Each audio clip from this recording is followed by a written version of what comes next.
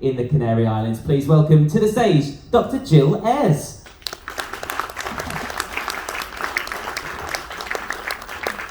Well, thank you very much. I'm so surprised. I did say I won't be hurt if nobody comes in because it's sunny on the top deck.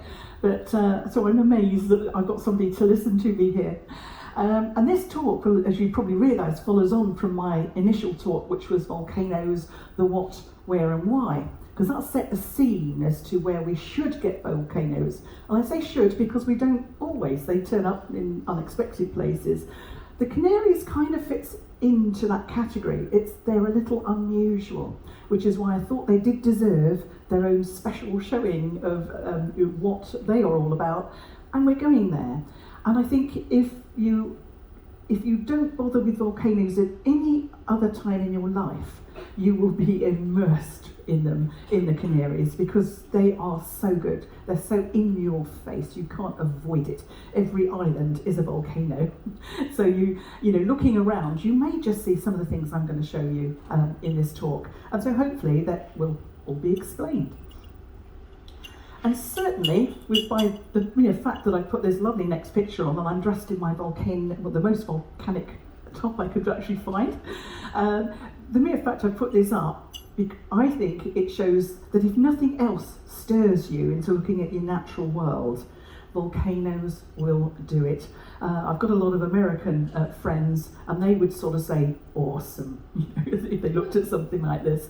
And certainly as English people would say, pretty good, you know, that's nice. They are tremendous. I mean, they are exciting, they're terrifying if you happen to be anywhere near one, especially when it erupts. And I think just beautiful. It's the sort of thing I could put up as artwork in my house, and indeed I do.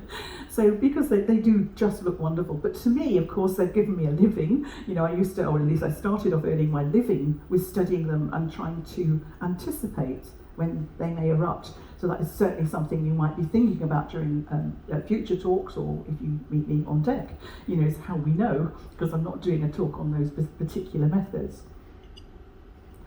And certainly when we come to volcanoes, it is literally all about location, location, location. And the one thing you want to do if you're thinking about anywhere you go in the world now with volcanoes, you're thinking, okay, based on her last talk, I'm thinking about what kind of volcano this is. Is it on a plate boundary, or is it in the middle of a plate and it's a hot spot? You've really got those choices, although, as you know, if you were here on the first talk, there were two kinds. In fact, that's why I do repeat a couple of those slides, because you really need it for this particular understanding on the Canaries. And as you'll see from my little slide here, the Canary Islands, I've typed in at the top there, that little chain just off the coast of Africa. But of course it is linked on this map here to the Cape Verde Islands down the bottom, and they actually have a very similar reason for being there, so that thinking about the two together would have been great, but actually makes too long a talk, but they've got a very similar reason, as you'll find out. And what we can do, if we drain away all that water that was on the last image, so it hides what's at depth underneath the water, we can actually look at these special oceanographic maps. And these were mapped by ships and by submarines using sonar, so that you can see the features, the ups and downs of the sea landscape underneath that water. And what you'll straight away see is where that location extends actually to a lot more islands, a lot more volcanoes. It's not just the Canaries, not just the Azores, not just the Cape Verde Islands that we know of as volcanoes. There are lots more under the ocean that we don't actually see at the surface erupting. They still erupt, well, some of them are dormant or extinct.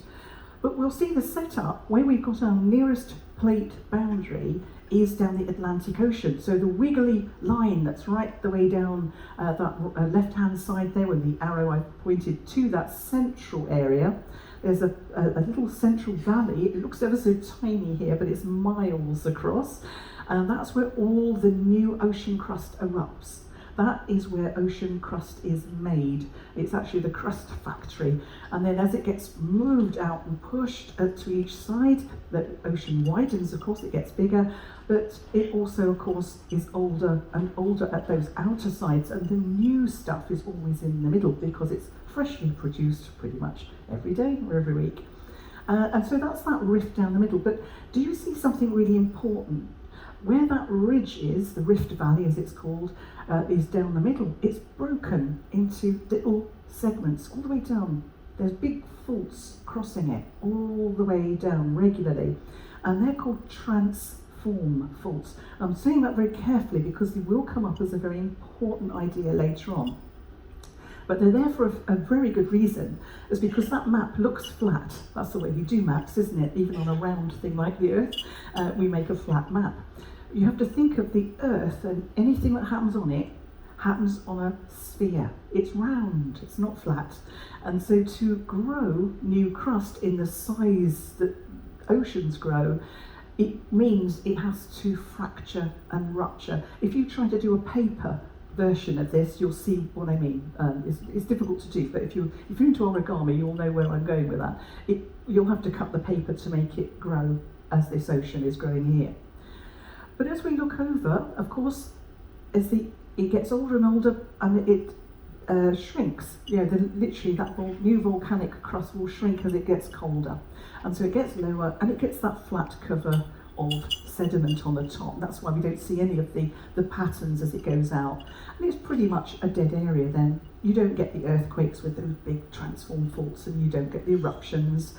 But we do get that chain. As we're heading towards Africa and Europe, you see there are chains of volcanoes over there.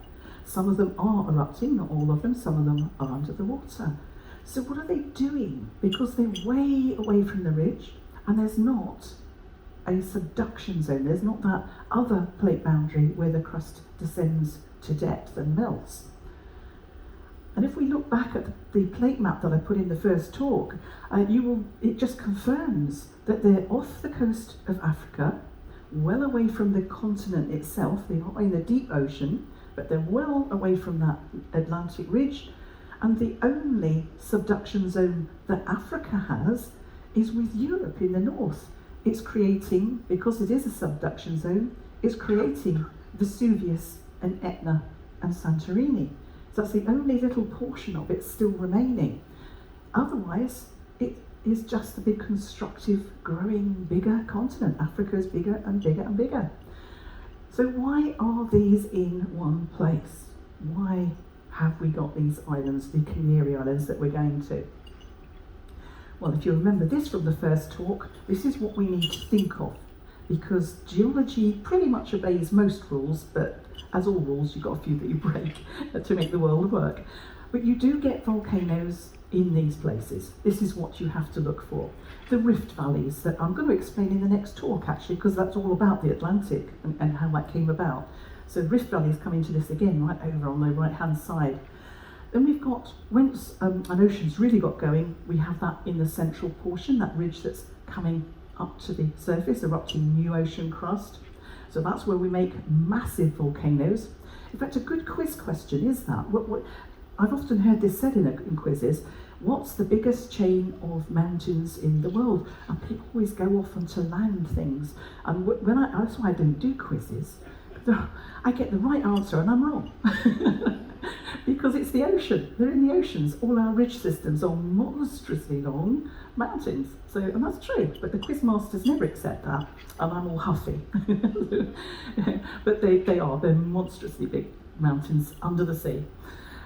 So we get them there, but we get the volcanoes at those subduction zones. So over on the right-hand side there, we get the Andes type thing. Ocean crust hits the continent and goes down. And on the left-hand side, ocean crust meets ocean, and you get things like Japan and the Caribbean.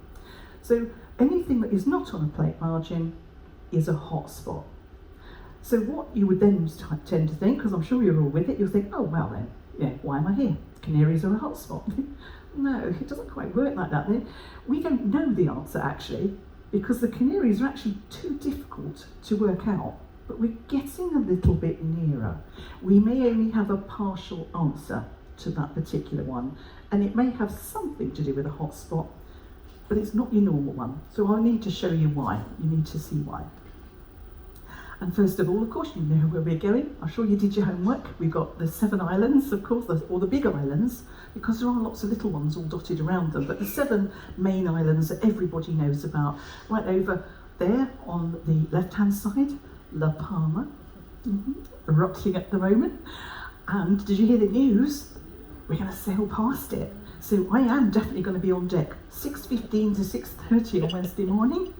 And anyone that wants me to talk about it, if we see it erupting, because I can't promise anything, if we see it at that time with our bacon butties in hand, we can talk volcanoes. So I'm definitely getting up for that one. I don't want to be on my own, so please come with me. But there, La Palma, currently active. We've got El Hierro at the bottom there, very new little island, has caused a lot of problems in the past, not that you'll know about that, but I will tell you soon. La Gomera, we've got Tenerife, of course, where we will be stopping, Gran Canaria, then Fuerteventura and Lanzarote. So because we're stopping Tenerife and Lanzarote, that's the 2 I'm going to focus on, of course. But of course I can't disappear without, I was going to talk about this anyway. I didn't know how exciting that we were going to sail past. So thank you, Captain Chris. And this is how it kind of starts. This is what it does a lot of. It does a lot of gassing, so degassing, so very poisonous gases. This is possibly, for the inhabitants of the island, this is a real big danger that had they not been evacuated from nearby, they would have been in a lot of danger from just the gas. Very poisonous, kills you in an instant. A lot of it is carbon monoxide, so it takes you out, you don't even know. But you can see there that the white will always be steam, so that's hitting some wet areas, vegetation maybe there's pools of water, ponds or lakes. So the white is the steam, but look at the real black. That is real black basaltic kind of sulphurous fumes coming up with some ash. And then very quickly, of course, it got to erupt properly. And you always know this is basalt, because even from a distance I could say, oh yeah, that's a basalt being erupted there, because it's fire fountaining. When it gets a lot of gas in it like that, and it's runny lava, it will come out of the vent and spurt into these streaks of colour and blobs that make scoria, little loose pieces of basalt. And so that would be a basalt eruption, and this is what it has been doing in La Palma. But of course they coalesce, or it might just give a bit more magma that doesn't blow out like the fire fountains, and it will just roll down the rivers of hot molten lava, 1,000 degrees centigrade. And of course it's already destroyed infrastructure on the island, hasn't it? So there's a lot more danger, I think, that this one will produce. But of course they shouldn't have been surprised, because this is one of the beaches on La Palma, Tazacorte Beach. If you've been there, you may know it. It's a famous beach for sitting, doing a sunbathing on. But here, at the back of the beach, you can see previous eruptions. And as a geologist, I could sample these rocks. And it's a great thing we geologists do, you know. We sample with great care and attention. We label everything, wrap everything. We take it back, for me, to the United Kingdom. I take it into the laboratory and I smash it to pieces. Because that's how you get the information out of it. But you need to be careful before you do that. No contamination. You can get the age of this, what kind of volcano it is, from its chemistry. So it's the chemistry we want. That tells you what that volcano is all about and how it will erupt. And here is the past evidence. So we know this is a regular eruptor, although it hasn't done that in our historic time until now.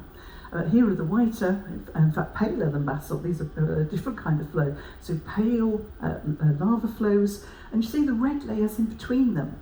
That's the rest time. It didn't do any eruptions, it just developed a soil. So the soil became red because it has got some iron in that. So the reddened layers are always weathering, and that's the iron going red. It's going rusty. But of course it's not the only problem. All the islands of the Canaries have this problem. It's collapse. And gravitational collapse you may have heard of before. It happens in all sorts of places, not just volcanoes, where loose material, because of gravity and maybe a little extra rain on one occasion, will just completely slump and it causes chaos in the immediate area, of course, but it can also cause big tsunamis, and this is just one. I've outlined it in orange so you can see how big it is. It goes right the way through that Tascahorty beach that you just saw, which is always a bit scary if you're on it. But of course the one that I mentioned earlier, El Hierro, this is just to show you where it is. I don't have a picture of that collapse of El Hierro because it happened 120,000 years ago. I know that's quite some time ago, but others are imminent. The Cumbre Viejo on La Palma is imminent. It's a dangerous level, inclination level. It's imminent collapse in certainly how we would put it. I'm sure maybe the locals don't want to say that word. But El Hierro did it 120,000 years ago. It created a 20-metre tsunami. Massive. As this debris hit the water, 20 metres worth of tsunami went. Where did it hit?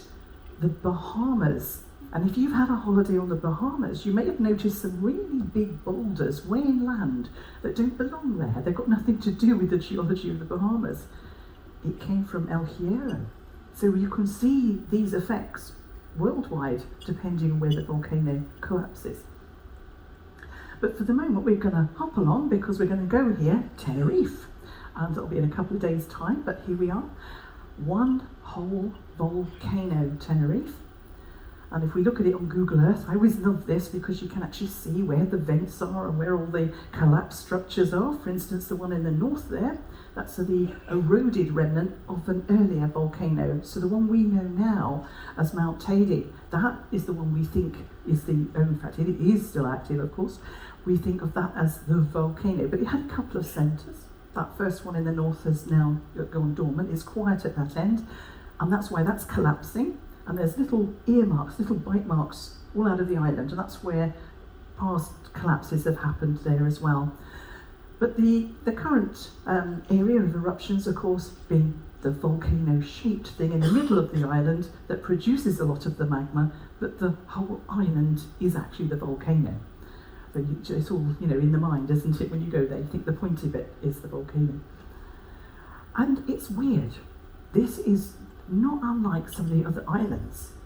You shouldn't get this. Volcanologists don't like this. They say, how did it do that? It's got the pale bits and the dark bits together. So pale bits being pumice and ash, and that is a totally different composition chemically to the black stuff, which is basaltic. So basalt comes out of hotspots for volcanoes, and basalt comes out of ridges as well, actually, but the chemistry is different of the two, and you can tell that when you smash them up in the lab. That's the only way to tell that. But this is weird. In close-ish proximity in time, we've got dark layers and pale layers alternating. Well, I had to go here with a lot of my geologists just to see this because this is unusual. There are ways of brewing magma beneath the Canaries that isn't normal. There's a lot of stuff going on there. And when you look close up, maybe if you're on your trips, because these are all at stops you can make if you're on a tour bus or if you're going out on your own, you can see these things everywhere. So look at close up, go up to the pumice layers you've got here, have a look, because you can see all different sizes of it. You can see how it's layered.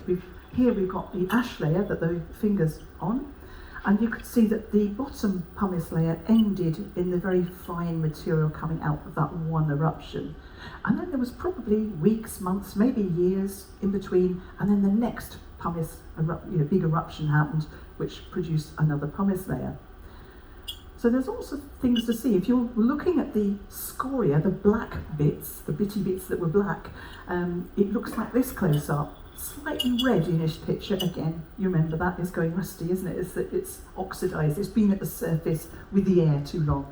And this is what that looks like.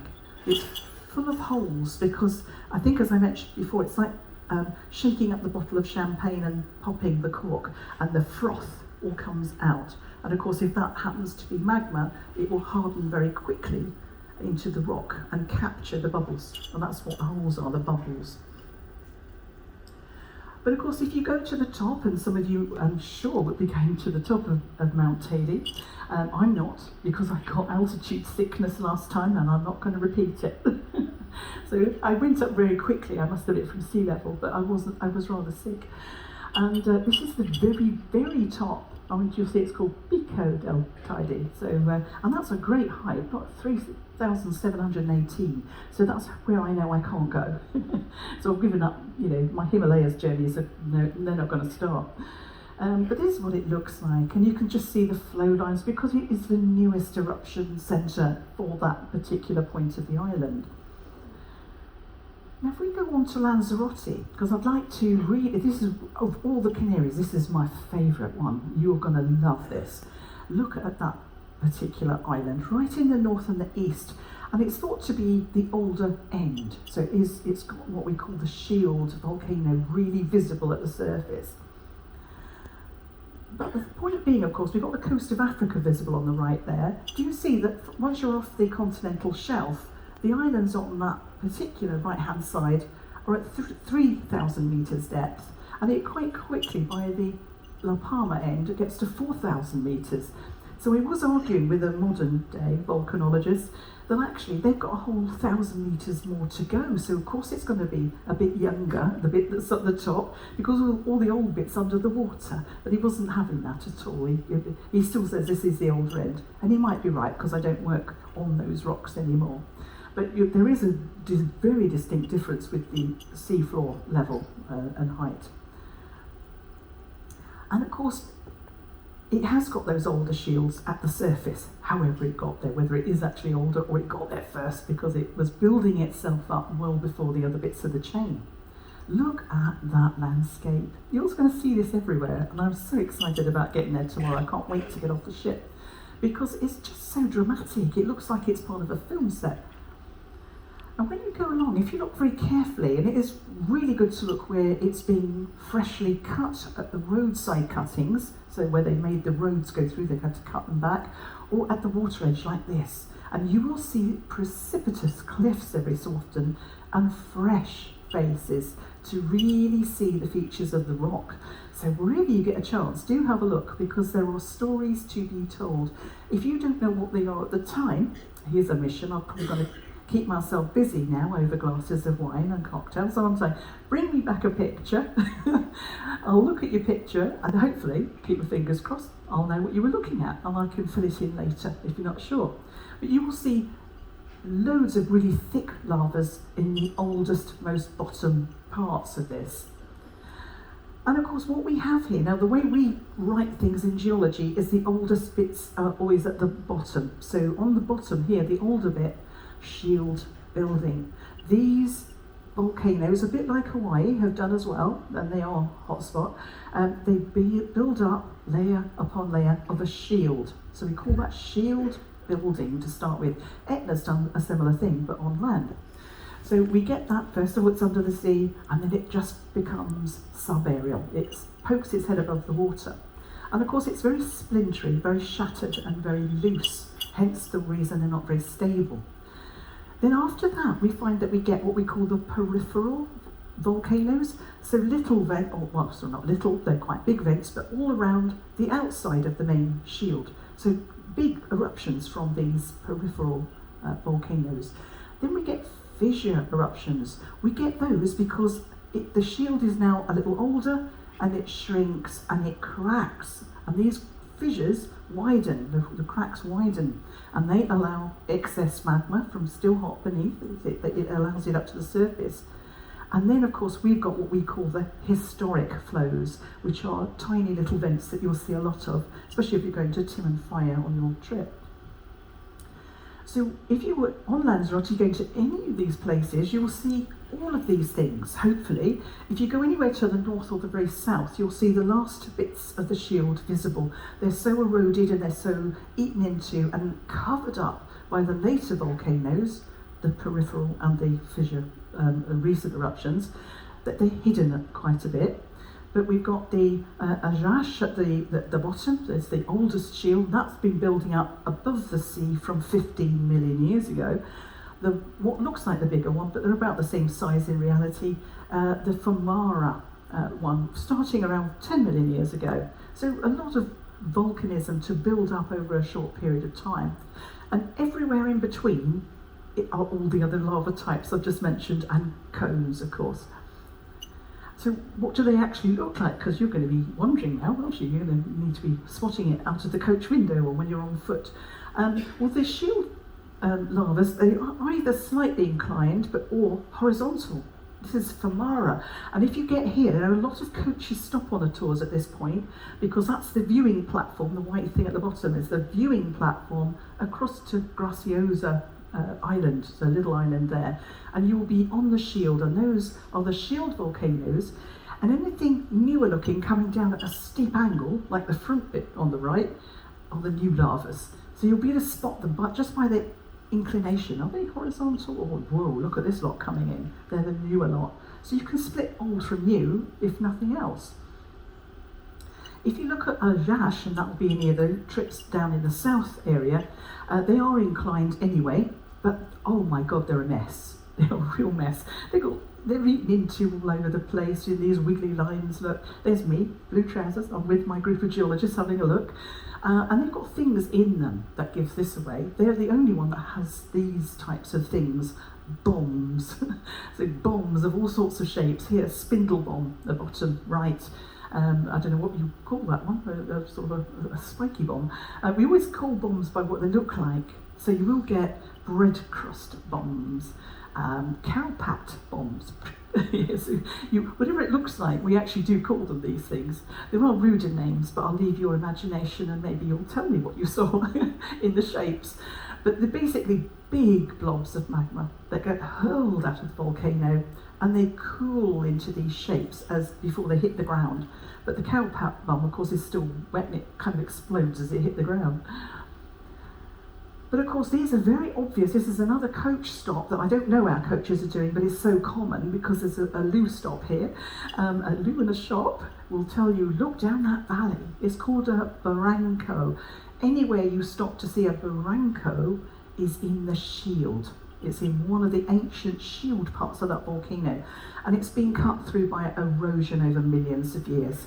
And so they're very obvious, and they give you great views, such as this. So the rocks either side will be part of that shield.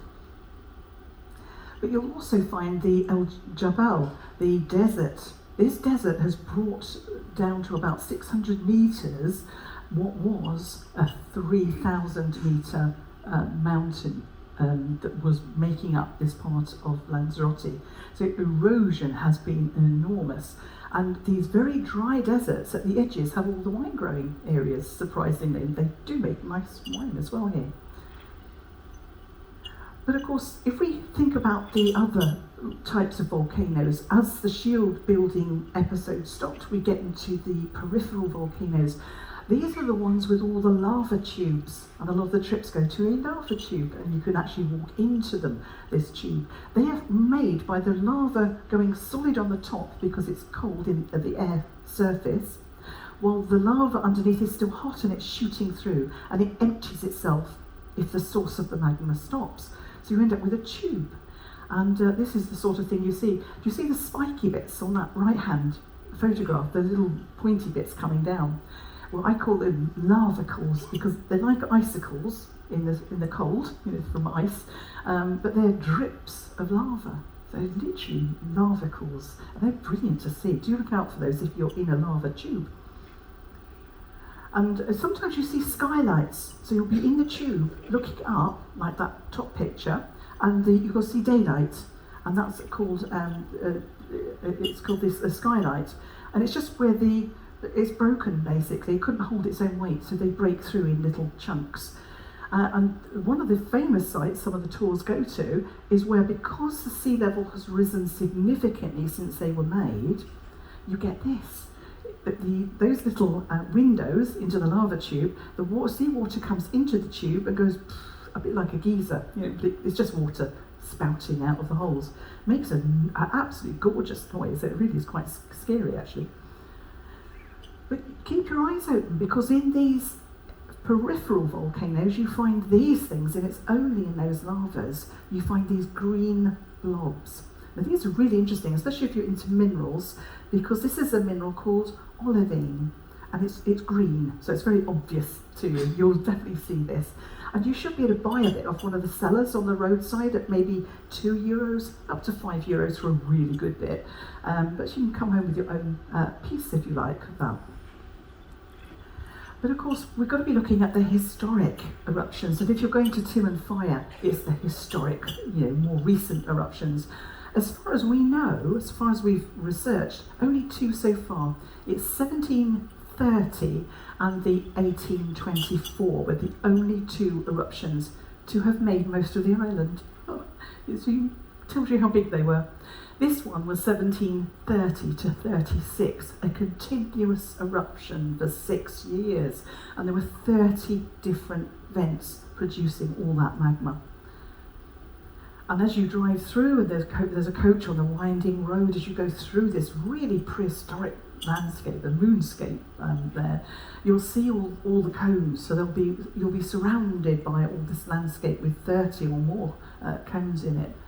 And it will be a little game you can play of spot the cone, because some of them are blown apart because they've blown themselves half into a little moon shape, a half moon shape. And sometimes they'll be newer, a bit like this little one here. So you'll see the vent and you'll be able to see the flow, all the scoria that's been exploded from it. And depending on its colour, the darker, the more basalt that will be. So there's lots of things you can do even from a coach window. But of course, it's still hot. It's still hot enough for cooking. So when you go to the centre, you'll see them cooking lunch up there. And the heat is coming through. They've cut some of the basalt for the stone to hold the food on. So it's quite, even if you're not going to eat, it's great to go and see it, because there's a walk-through area here. But we want to know, what's the magma source? Or I want to know, because as a volcanologist, you'll want to know, because you want to be able to predict the things like La Palma and where is it going to occur next. There are 3 choices. We've got a hot spot. We know we're not on a plate boundary, so it's not either of those. But other geologists have suggested a really deep fault that connects up with big ones in Africa, or a leaky transform. Do you remember the transform faults that were with the ridge, coming out? Well, we already decided they don't reach that far, so I don't know why he suggested this, because that's a bit dopey. But this is my comment on those. Actually, the hotspot has got the best match, because it's got evidence what you'll need from depth, and it's definitely deeper than any other choice. It's quite deep, but not as deep as it should be for a hotspot. An ordinary fault, there's no evidence at all of a fault joining up from Africa, or in any way. There's no evidence at all. A leaky transform, but they don't even reach there. So we're kind of left pinpointing that hotspot. And if we start just to look at that, there is one way of getting evidence. This isn't it, this is just showing you where some age information is to be had. And that green wiggly line down the middle, that is the mid-ocean ridge, that's the Atlantic ridge. And you can see perhaps Europe, you can make out the coastline of Britain there, got Africa down here. And I've put my little sign for the Canaries, and of course Cape Verde, very close to it, in the same area. And so that's showing you red is hot, so we're hot at the surface, we're red, we're new, brand new, it is hot, it is brand new there, and going towards the yellows, greens and blues, older and older and older, because the oldest bit of the ocean is at the edges, next to that continent. So we're old and cold, and we're not doing an awful lot over that side. But, now don't leave the room. There are 6 pictures here, and they do make a lot of sense if I just tell you what they are. I've put 6 together, and it's called tomography. This is a brilliant technique. You can use earthquakes, you can record anywhere around the world, earthquake waves that have gone through parts of the crust at different depths.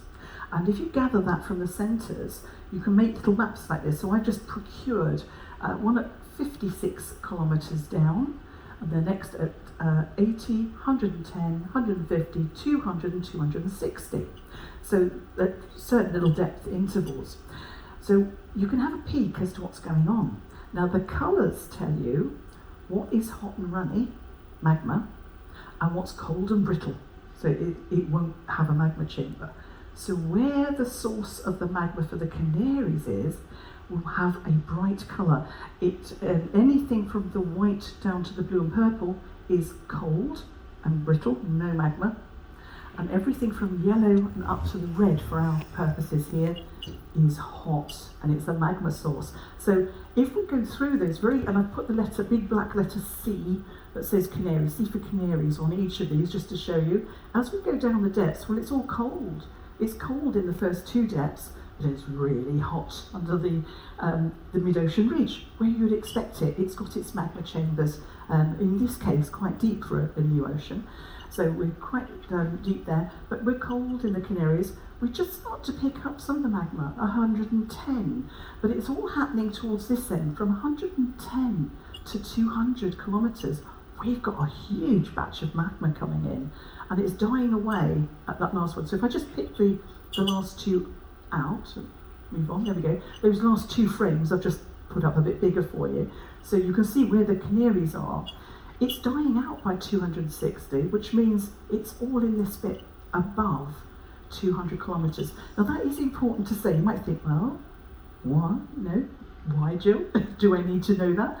Well, that puts it way below any other interpretation except hotspot, except it's not. Oops. Because, yes, this is my version of the Earth done in layers, so through to the core in the middle. From the mantle, of course, we've got the lower and upper mantle there. And the thin bit on the outside is crust. The blue bit is ocean crust. And magma for ocean crust is literally just at the base, just into the mantle at the bottom of that crust. So that's way up there, 5 or 10 kilometres. We're way out of that. We're way below that. Yet we're not as deep as hotspots. Hotspots would come at least on the deep green there, the lower mantle. It will be at least as deep as that. That will be Iceland, for instance, and some of the other hotspots. Some of them come right the way down to the outer core. So that's where we would be looking. And this is a typical hotspot. An awful lot of them come from the outer core. We've only just discovered that. You might not know that. So we only just know that most of them come right really deep in the earth. Huge amounts of magma. If they come up really quickly and come up all at once, you've got that middle picture. So these big plateau lavas, they change Earth's climate all by themselves. Think of when the dinosaurs all died out. That was the picture. Usually we get the one on the right hand side, so that we have blobs of magma coming up, and as the plates pass over the top, the hotspot stays the same. It does the new volcanoes, which end up as a chain across the top. But we've not really got that. We've not got a chain. We have got a number of islands in the Canaries, but we've not got a chain, and the age is a bit dubious, and the chemistry doesn't match a hotspot. So what we actually might have is something that's running along the coast. We saw that. Those volcanoes and islands run all the way around the outside of Africa's coastline, just off it. And it's just an idea that I've put to some other volcanologists, because they're still working on this, or they're beginning to work on it, I should say. Why couldn't it be an ancient subduction zone? That we've still got some crust under there because it's long. This doesn't make sense in any other volcano sense. It's long, all the way around the edge of Africa. If it was a remnant of crust, and crust has a lot of radioactivity, crust has a lot of water, and both of those together equals lots of magma. So it makes good sense, and they are looking into it. So great. Yeah, I'll put a little finger in the wheel there. But you can just think about that and find out. Maybe when they work out what these are all about, they will hit the press. And you'll say, oh, Jill told us about that when we were on that cruise. But you'll just, for now, enjoy volcanic rocks. Hopefully you'll be going around Tenerife, you'll be going around Lanzarote, and of course islands to come, looking for things like this. The ropey lava. I showed you particularly this in the first talk. Maybe bombs of all shapes and sizes. A lot of them you can find loose, not in the rocks as I showed you earlier. You can pick them up. They're loose boulders and they come in these funny shapes. So there's a very typical spindle bomb. Lots of pumice. I can promise you'll see lots of pumice and scoria. You can think about how that's erupted and the layers you can see. And of course, you'll be looking at the spot the cone game out of the coach window, hopefully, because you'll see lots of those as you travel around. And some of these new ones, the historic ones, are the smallest little real tight pinpoints. And depending where we moor the ship, they may be right out of your window as you draw your curtain in the morning when you arrive in Lanzarote. You might just see them right outside. And these are the new ones. And look at the satellite cone there, the darker blob on the side of the other one. This has a little satellite cone with different colours. But whatever you're looking for and whatever you spot as you go round, I mean, I think just pay attention to the signs and do as you're told. Thank you very much.